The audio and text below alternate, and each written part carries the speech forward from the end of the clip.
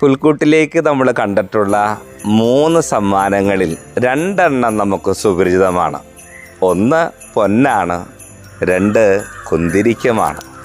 ഈ മീറ എന്താണെന്ന് നമ്മൾ ചിന്തിച്ചിട്ടുണ്ടോ?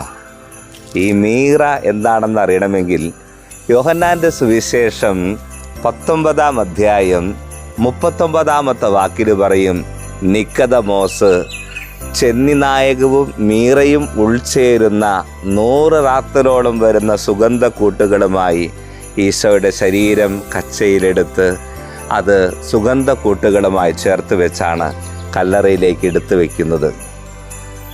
മീറ അഭിഷേകത്തിൻ്റെ തൈലമാണ്. ഒപ്പം തന്നെ ശവസംസ്കാര ശുശ്രൂഷകൾക്ക് ഉപയോഗിക്കുന്ന ഒരു സുഗന്ധ കൂട്ടുമാണ്.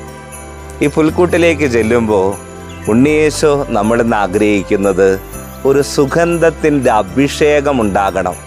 പാപിനിയായ സ്ത്രീ ഈശോയുടെ പാദത്തിലിരുന്ന് കണ്ണുനീരുകൊണ്ട് തുടച്ച് തൻ്റെ കയ്യിലുണ്ടായിരുന്ന സുഗന്ധ തൈലമെടുത്ത് ഈശോയുടെ കാൽക്കലൊക്കെ അത് ഒഴിച്ചു കൊടുക്കുമ്പോൾ ആളുകൾ പറയും, ഇതിൻ്റെ പരിമളം ചുറ്റുവട്ടം ഇങ്ങനെ നടന്നുകൊണ്ടിരിക്കുകയാണ്.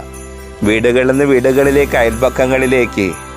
നമ്മളും ഒരു മീറയാകണം. പുൽക്കൂട്ടിലേക്ക് ചെല്ലുന്ന വ്യക്തി ഒരു പുതിയ മനുഷ്യനാകാൻ ഓർമ്മപ്പെടുത്തുകയാണ് ഈ മീറ.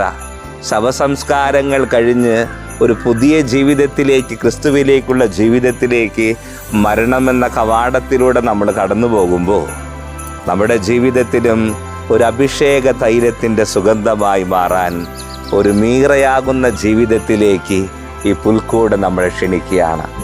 ഓരോ കടന്നു ചെല്ലുകളും, ഓരോ പുൽക്കൂട് അനുഭവങ്ങളും ഒരു സുഗന്ധ തൈലത്തിൻ്റെ അഭിഷേകം മറ്റുള്ളവർക്ക് നൽകാൻ നമ്മൾ ക്രിസ്മസിന് ഒരുങ്ങണം.